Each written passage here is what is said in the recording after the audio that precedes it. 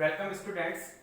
Previous lecture में हमने बात की थी किसके बारे में कि कब हमें क्लासिकल यूज करनी है और कब हमें क्वांटम स्टैटिक्स यूज करनी है। इसके बारे में कि जब भी टेम्परेचर था न्यून ताप पर, तब हमें यूज करनी थी वहां पर क्वांटम फिजिक्स, ठीक है। और जब टेम्परेचर कैसा था, उच्च ताप पर, किसके कंपैरिजन में हम उच्च और निम्न बोल रहे हैं इसको डेल्टा ई के कंपेयर में, कि delta is very very less than KT है, यानी कि ताप का मान इसकी तुलना में अधिक है तो उच्च ताप हो जाएगा। यदि ऐसे है delta E is very very greater than KT, तब कौन सा हो जाएगा, ये न्यून ताप वाला और ये वाला उच्च ताप के लिए। तो उच्च ताप पर हम कौन सी फिजिक्स यूज करेंगे, क्लासिकल फिजिक्स, ठीक है। इस तरह से स्थूल अवस्थाएं और सूक्ष्म अवस्थाएं दोनों बताई थी। स्थूल अवस्था मतलब केवल मोटे तौर पर हम किसी भी चीज की स्टडी कर रहे हैं, मैक्रो स्टेट है स्थूल अवस्था, यानी कि PVTS, और ज्यादा से ज्यादा हम कणों की संख्या के बारे में जानकारी कर सकते हैं बस, किसमें, मैक्रो में। लेकिन माइक्रो में क्या होगा, इसमें अपन कणों की स्थिति यानी कि x और px, इन दोनों का क्या करेंगे, मेजरमेंट करेंगे, मापन करेंगे। कण की स्थिति और मूवमेंटम दोनों का ही पता होगा। तो इसके बाद का जो पॉइंट था वो है कला निर्देश तंत्र, जिसको बोलते हैं फेज स्पेस। क्या बोलते हैं इसको, फेज स्पेस, यानी कि कला निर्देश तंत्र।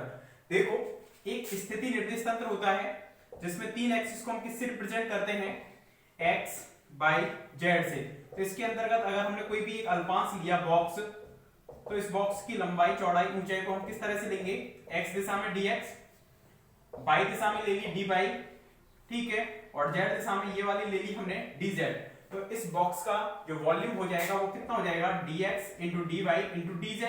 ये टोटल वॉल्यूम हो जाएगा कौन से निर्देश तंत्र में, स्थिति निर्देश तंत्र में, क्योंकि इसमें प्रत्येक पॉइंट है वो किसको रिप्रेजेंट कर रहा है, x, y, z को, इसलिए इसको बोलेंगे हम स्थिति निर्देश तंत्र। लेकिन अगर इसी के स्थान पर एक्सिस में हम संवेग ले लें, px, py, pz, ठीक है। अब हम इसके अंतर्गत कोई बॉक्स ले रहे हैं, ठीक है, इस तरह से हमने बॉक्स ले लिया जिसकी px दिशा में लंबाई ले ली dpx संवेग के फॉर्म में, ये ले ली dpy और ये ले ली ये वाली dpz। इस तरह से हमने ले ली ये dpx, dpy, dpz। तो इसके अंतर्गत इस बॉक्स का जो वॉल्यूम है संवेग के रूप में एक्सिस रिप्रेजेंट की है, इसलिए इसको बोल देते हैं यहाँ पर संवेग निर्देश तंत्र। क्या बोलेंगे इसको, संवेग निर्देश तंत्र, यानी कि मोमेंटम स्पेस। ये है पोजीशन स्पेस और ये है मोमेंटम, मतलब इसमें कोई भी पार्टिकल कहीं होगा तो ये उसकी पोजीशन को रिप्रेजेंट कर रहा है, जबकि इसमें कहीं पर भी अगर पार्टिकल होगा तो वो उसके संवेग को रिप्रेजेंट करेगा। क्योंकि संवेग कैसी क्वांटिटी है, सदिश क्वांटिटी है, यानी कि उसके तीनों घटक होंगे pxi के प्लस pyj के प्लस pz k के, तो तीनों को रिप्रेजेंट करेंगे कौन, एक्सिस, कि अगर इस पॉइंट पर है इस पर पर्टिकुलर क्या होगा, px, py, pz की पर्टिकुलर वैल्यू होंगी, वो उसके संवेग को क्या करेंगी, रिप्रेजेंट करेंगी। तो इसके अंतर्गत बॉक्स का जो वॉल्यूम है वो किस तरह से लिखा जाएगा, dpx, dpy एंड dpz। इसमें dx, dy, dz, इसमें dpx, dpy, dpz। अगर हम इन दोनों को कंबाइन कर दें, स्थिति और संवेग, मतलब कोई एक ऐसा निर्देश तंत्र जो कण की स्थिति को भी बताए और संवेग को भी बताए एक साथ, तो उस निर्देश तंत्र को बोलेंगे हम कला निर्देश तंत्र। मतलब कला निर्देश तंत्र के अंतर्गत 6 एक्सिस होंगी, जिसमें से 3 एक्सिस तो किसको रिप्रेजेंट करेंगी, स्थिति को, और 3 जो एक्सिस बची हैं वो किसको रिप्रेजेंट करेंगी, वहां मोमेंटम को, संवेग को। तो टोटल उसके अंतर्गत जो वॉल्यूम है, किसके अंतर्गत, कला निर्देश तंत्र के अंतर्गत, कला निर्देश तंत्र के अंतर्गत जो आयतन होगा, अल्पांश का आयतन वो कितना हो जाएगा, dv, या इसको नॉर्मली हम h से रिप्रेजेंट करते हैं यहाँ पर, h या dv से, वो कितना हो जाएगा, dx, dy, dz, ये तो स्थिति से रिलेटेड हो गया, और 3 हो जाएंगे संवेग से रिलेटेड, dpx, dpy और dpz, स्मॉल p यूज किया है। तो टोटल वॉल्यूम कितना हो जाएगा, dx, dy, dz, dpx, dpy, dpz। 3 axis तो 3 आए, यहाँ पर भी 3 आए, कंबाइन करेंगे तो टोटल वॉल्यूम बन जाएगा ये क्या कहलाएगा। उसमें जो भी हम कला निर्देश तंत्र के अंतर्गत कोई भी ऐसा बॉक्स ले रहे हैं, मतलब अल्पांश ले रहे हैं, उस अल्पांश को यहाँ पर बोला जाता है कोष्ठिका। एक नया वर्ड देते हैं अल्पांश को, क्या बोलते हैं उसको, कोष्ठिका। कि एक निकाय के अंतर्गत गैस भरी हुई है, गैस के पार्टिकल्स पर हमें स्टडी करनी है, उनकी स्थिति और मोमेंटम के बारे में, तो प्रत्येक पार्टिकल पर अध्ययन करना वहां पर क्या होगा, टफ होगा। तो इसके लिए हम क्या करते हैं, उसको छोटे छोटे अल्पांशों में इस तरह से मिलकर बना हुआ मान लेते हैं, उस निकाय को इस तरह से छोटे छोटे अल्पांशों से मिलकर बना हुआ मान लिया, और प्रत्येक अल्पांश का जो आयतन होगा वो कितना होगा, ये बॉक्स है, वर्ग नहीं है, ये घनाभ है या घन है, तो dx dy dz dpx dpy dpz कौन से निर्देश तंत्र के अंतर्गत, कला निर्देश तंत्र के अंतर्गत। अब इसमें आगे देखना, चूंकि आपने हाइगेन का अनिश्चितता का सिद्धांत पढ़ा है, हाइगेन का अनिश्चितता का सिद्धांत क्या कहता है वो, कि स्थिति और संवेग में अनिश्चितता है delta x into delta p x greater than equal to होती है h कट अपॉन 2।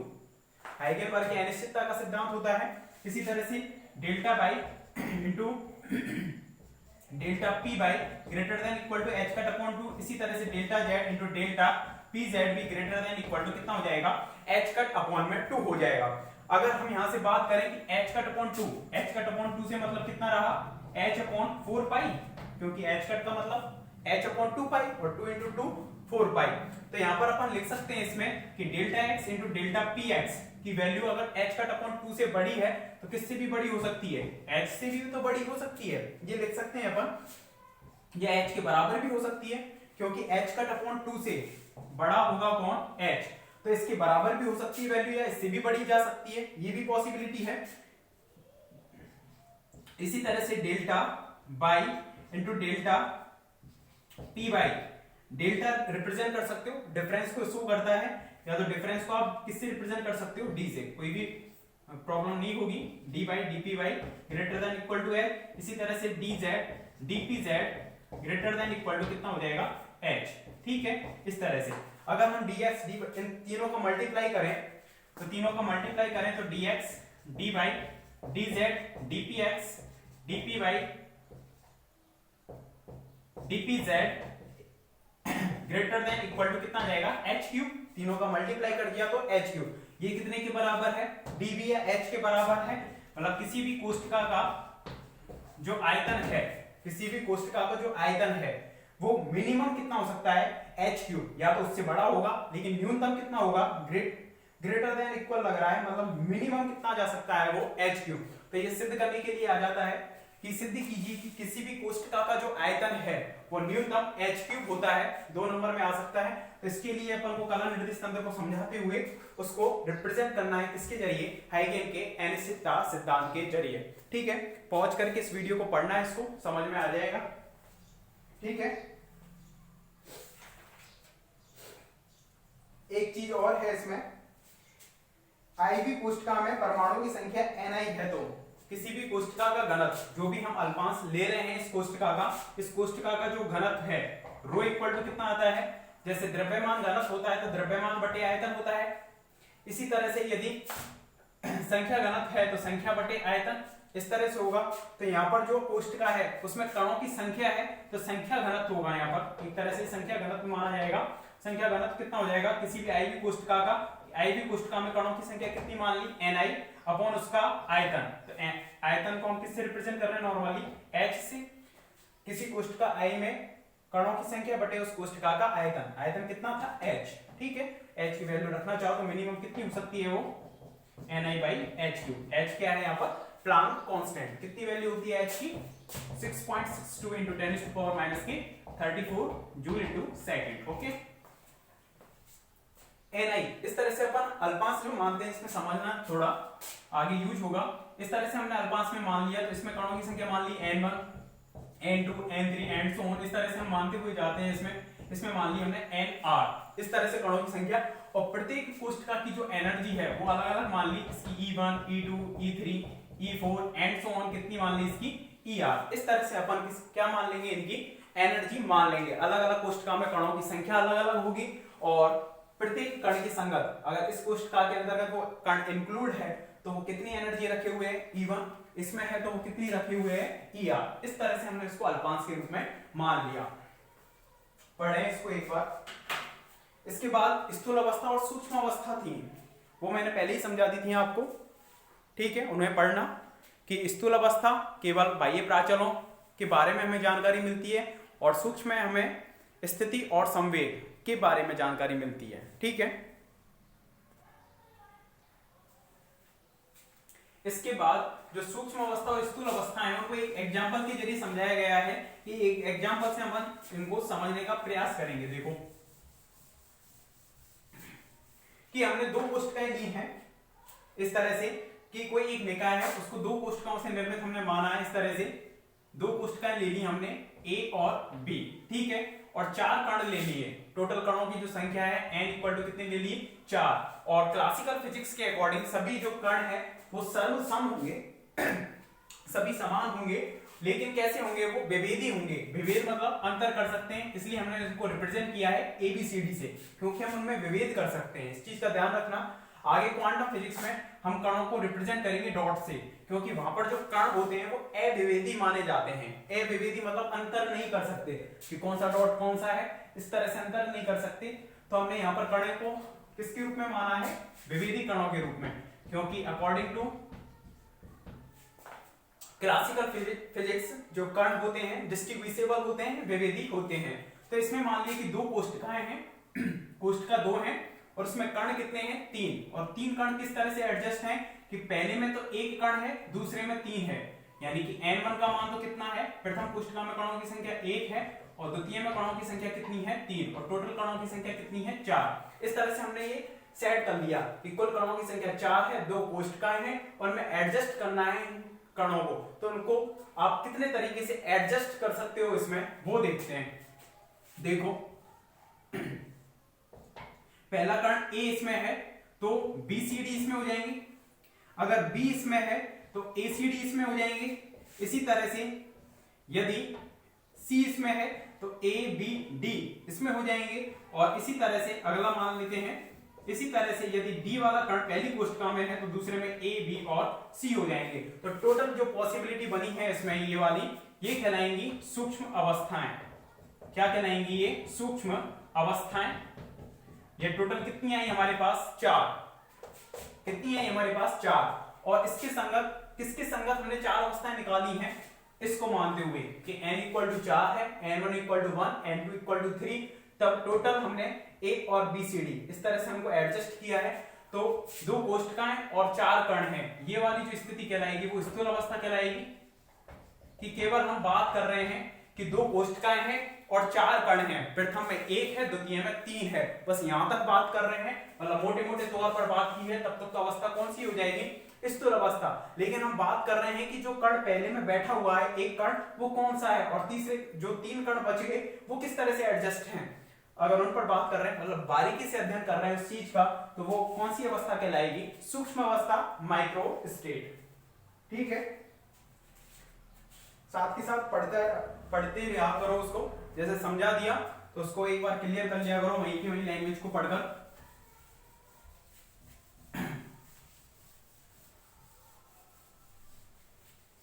ठीक है, स्थूल अवस्था और एक स्थूल अवस्था के संगत जो हमने मानी थी सूक्ष्म अवस्थाएं कितनी प्राप्त हुई थी, 4 सूक्ष्म अवस्थाएं यहां पर क्या हुई हैं, प्राप्त हुई हैं। इसके बाद आपका जो नेक्स्ट टॉपिक है वो है ऊष्मागतिक प्रायिकता। ऊष्मागतिक प्रायिकता। ऊष्मागतिक प्रायिकता कि किसी भी, जो हमने अभी निकाला था वो पॉसिबिलिटी तो देखी थी कि एक स्थूल अवस्था के संगत सूक्ष्म अवस्थाओं की संख्या ही क्या कहलाएगी, ऊष्मागतिक प्रायिकता। यानी कि कोई भी एक स्थूल अवस्था ले ली, उस स्थूल अवस्था के संगत जो सूक्ष्म अवस्थाओं की संख्या होगी वही क्या कहलाएगी, ऊष्मागतिक प्रायिकता कहलाएगी। जैसे फॉर एग्जांपल एक निकाय है, इसके अंतर्गत गैस पार्टिकल्स भरे हुए हैं, उन पर स्टडी करनी है, उनकी स्थिति और पोजीशंस के बारे में। तो सर्वप्रथम हम क्या करते हैं, उसको अनेक कोष्ठकों से निर्मित हमने इस तरह से मान लिया। इसमें टोटल कणों की संख्या कितनी है, n। टोटल इस निकाय की एनर्जी है कितनी, E। इसमें कणों की संख्या मान ली n1, इसमें n2, इसमें n3, इसमें n4, n5 and so on, इस तरह से चल रहा है। और टोटल कोष्ठकों की संख्या हमने मान ली, अल्पांशों की संख्या nr। ठीक है, अब हमें इनको सेटल करना है कि आपको एक निकाय दे दिया, उसमें छोटे छोटे रूम बने हुए हैं, अब n कण हैं, n कणों को इनके अंतर्गत एडजस्ट करना है, सेटलमेंट करना है। तो सेटलमेंट करने के टोटल तरीके कितने होंगे, वो तरीके ही क्या कहलाएंगे, ऊष्मागतिक प्रायिकता। ठीक है, तो पहले देखते हैं जो n कण हैं, n कण में से पहले हम एडजस्ट करते हैं n1 कणों को, n1 कणों को व्यवस्थित करने के तरीके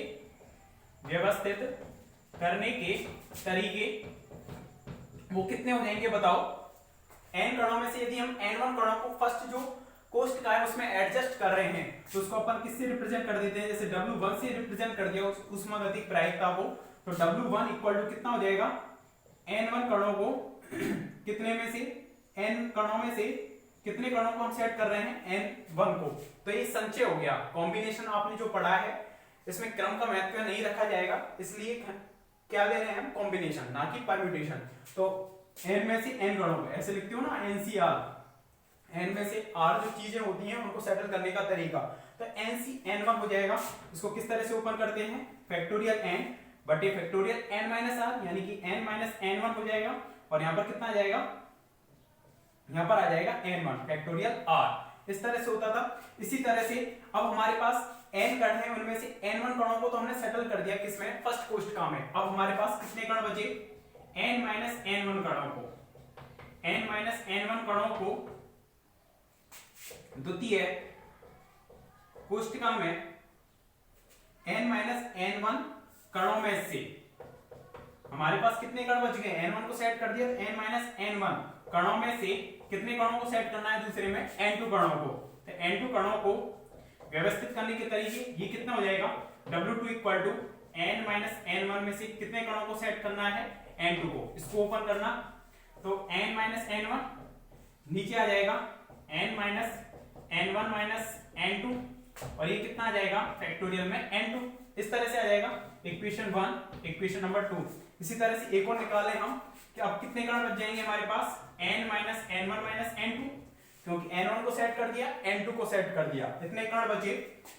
तो इतने कणों में से कितने कणों को, n3 कणों को सेट करने का तरीका कितना हो जाएगा, W3 equal to n minus n1 minus n2 C n3।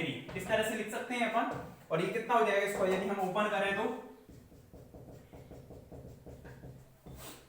ये हो जाएगा n minus n1 minus n2 minus के n3, ठीक है, n माइनस r हो गया, और फैक्टोरियल में कितना हो जाएगा, n3, कितना, n3। इक्वेशन नंबर इसको डाल दिया 3rd, ठीक है। अब टोटल हमें इसी तरह से चलता रहेगा आगे तक, ठीक है। अतः कुल ऊष्मागतिक प्रायिकता निकालनी है, कुल ऊष्मागतिक प्रायिकता, कुल ऊष्मागतिक प्रायिकता। तो कुल ऊष्मागतिक प्रायिकता कितनी हो जाएगी, W इक्वल टू, अब कुल के लिए यहाँ पर प्रायिकता का कभी भी ऐड नहीं होता है, ये ध्यान रखना। प्रोबेबिलिटी जब भी होती है तब उन सभी का मल्टीप्लिकेशन होता है, तो W1 W2 W3 W4 and so on. Total संभावित तरीके कितने हो जाएंगे, सभी का हम क्या करेंगे, मल्टीप्लिकेशन करेंगे, तब जाकर जो पॉसिबिलिटी है वो और बढ़ जाएंगी। तो W इक्वल टू सभी का मल्टीप्लिकेशन करेंगे, तो इन वैल्यूज को रखेंगे, तो देखना फैक्टोरियल n अपॉन में n माइनस n1 फैक्टोरियल में n1, ठीक है, ये रख दी। फिर इसके बाद है n माइनस n1, इसके बाद है n माइनस में n1 माइनस के n2 और फैक्टोरियल में n2। इसके बाद ये है n माइनस के n1 माइनस के n2 अपॉन में कितना, n minus n1 minus n2 minus n3, और ये फैक्टोरियल में n3। इस तरह से ये लगातार क्या चलता रहेगा, प्रोसेस चलता रहेगा। तो टोटल जो ऊष्मागतिक प्रायिकता है वो कितनी आएगी, देखो जब मल्टीप्लिकेशन में ये सारे के सारे चलते हुए जा रहे हैं, तो इससे ये कैंसिल आउट हो जाएगा, इससे ये कैंसिल आउट हो जाएगा, इससे आगे वाला कैंसिल आउट हो जाएगा। इस तरह से प्रोसेस कैंसिल आउट होती जाएगी, तो केवल ऊपर कितना बचेगा, फैक्टोरियल n, क्योंकि लास्ट का भी वो कैंसिल आउट हो जाएगा, तो फैक्टोरियल n बचेगा, और नीचे क्या चल रहा है, ये बचेगा। तो टोटल जो ऊष्मागतिक प्रायिकता है क्लासिकल फिजिक्स में वो कितनी हो जाएगी, ये हो जाएगी। जैसे कि अगर आपके पास ये ऐसे होते, factorial n1 plus factorial n2 plus factorial n3 and so on. तो इसको आप कैसे लिख सकते थे समेशन के साइन में कि i equal to 1 to r है टोटल, ठीक है 1 टू r है, और कैसे फैक्टोरियल ऑफ ni, इस तरह से लिख सकते हैं। i का मान 1 से n r तक क्या कर रहा है, वेरी कर रहा है 1 से r तक, इस तरह से लिख सकते थे। कौन सा यूज करते थे, समेशन वाला साइन, क्योंकि जोड़ रहे थे। यहाँ पर सभी का क्या हो रहा है, इसमें मल्टीप्लाई हो रहा है, तो मल्टीप्लाई के लिए मल्टीप्लिकेशन साइन यूज करते हैं, जो कि पाई की तरह होता है। इस तरह से डिनोट करते हैं। i का मान 1 टू n हो जाएगा 1 टू r, और फैक्टोरियल में ni, इस तरह से लिखेंगे। मतलब यहाँ पर जो भी टर्म आएंगी n1 n2 n3, इन सभी का जो फैक्टोरियल आ रहा है वो सभी क्या हो रहे हैं, मल्टीप्लाई। अगर ये वाला साइन होता है वो तो रिप्रेजेंट करता है कि सभी का योग हो रहा है, जबकि ये रिप्रेजेंट करता है सभी का क्या हो रहा है, मल्टीप्लाई हो रहा है। इक्वेशन नंबर जो भी आएगा 4, ठीक है। इस तरह से हमने ऊष्मागतिक प्रायिकता को यहाँ पर निकाला। पढ़ना इसको एक बार, ठीक है। इसके बाद है स्टर्लिंग फॉर्मूला, उसको देखते हैं।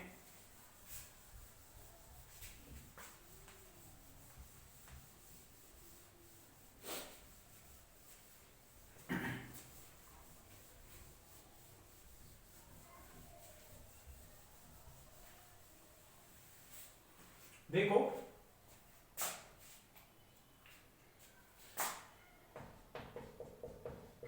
स्टर्लिंग सूत्र या स्टर्लिंग फॉर्मूला, यदि n है उसका मान 1 की तुलना में बहुत अधिक है, n का मान बहुत अधिक है 1 की तुलना में, तो n का जो फैक्टोरियल है, फैक्टोरियल को ऐसे भी रिप्रेजेंट कर सकते हैं, ऐसे भी रिप्रेजेंट कर सकते हो, एक ही बात है।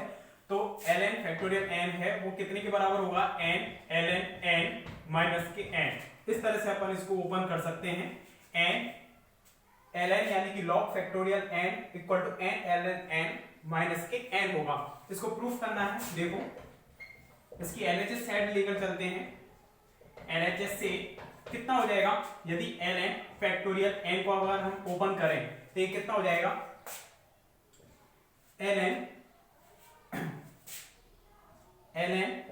फैक्टोरियल n को यदि हम ओपन करें तो किस तरह से ओपन होगा, 1 2 3 एंड सो ऑन, कितना n, इस तरह से फैक्टोरियल n को ओपन कर सकते हैं। log m into n कितना होता है, log m plus log n, तो सभी m into n की फॉर्म में है, तो ln1 प्लस ln2 प्लस में ln3 प्लस में ln n, इस तरह से लिख सकते हैं, ठीक है। क्या हम इसको समेशन की फॉर्म में इस तरह से नहीं लिख सकते कि ln x, और x का मान 1 से कहां तक वेरी कर रहा है, n तक वेरी कर रहा है, इस तरह से लिख सकते हैं इसको। x का मान 1, फिर 2, फिर 3, और सभी क्या हो रहे हैं, समेशन की वजह से ऐड हो रहे हैं। तो ln फैक्टोरियल n इतने के बराबर आ गया हमारे पास, ठीक है। अब यहाँ पर n का मान बहुत अधिक है, तो समेशन का मतलब भी होता है जोड़ना, और इंटीग्रेशन का मतलब भी होता है छोटे छोटे भागों को जोड़ना। तो यहाँ पर n का मान बहुत अधिक है, तो वो छोटे छोटी जो संख्या है वो बहुत पास पास होंगी, इसलिए हम यहाँ पर समेशन के स्थान पर किसका यूज कर लेंगे, फैक्टोरियल का। तो ln factorial n equal to integration में हम यूज कर लेंगे ln x, ठीक है, और यहाँ पर x का मान 1 2 कितना हो जाएगा, n dx, ठीक है। इस तरह से हो जाएगा ln x और 1 से लेकर n तक dx, यहां तक लिख सकते हैं अपन इसको, एक मिनट, ठीक है। ln factorial n equal to कितना हो जाएगा, 1 से लेकर n तक ln x dx, ठीक है, इस तरह से लिख दिया। अब ln x है उसका इंटीग्रेशन कितना होगा, अवकलन तो कितना होता है, ln x का 1/x होता है, लेकिन ln x का इंटीग्रेशन कितना होता है, x ln x माइनस के x, इस तरह से होगा। और 1 से लेकर n तक हम वन में क्या पुट कर दी, इसमें लिमिट पुट कर दी, तो n ln n माइनस के n अपर लिमिट माइनस के लोअर लिमिट ln 1 माइनस के 1, इस तरह से लिख सकते हैं, ठीक है। अब यहाँ पर ये कितना हो जाएगा, n ln n माइनस के n, ln 1 की वैल्यू कितनी हो जाएगी, log 1 की वैल्यू 0, और यहाँ पर माइनस माइनस ये प्लस में हो जाएगा 1, ठीक है। अब जो कि n का मान कैसा था, बहुत अधिक है, तभी हम स्टर्लिंग फॉर्मूला यूज कर सकते हैं। अगर छोटा है, n का मान कम है, तब तो ये आएगा निकल कर। अगर n का मान वहां पर बहुत अधिक है, 1 की तुलना में बहुत अधिक है, तो 1 की तुलना में n का मान बहुत अधिक है, इसलिए 1 को हमने क्या कर दिया, इसके रेस्पेक्ट में नेग्लिजिबल कर दिया, तो कितना रहेगा, n ln n माइनस के n, इसको टेंड करा दिया, इसके रेस्पेक्ट में कितना मान लिया, 0। जैसे कि इसकी वैल्यू 2500 होगी तो उसकी तुलना में तो एक तो क्या होगा, नेग्लिजिबल होगा, इसलिए उसको हमने नगण्य मान लिया।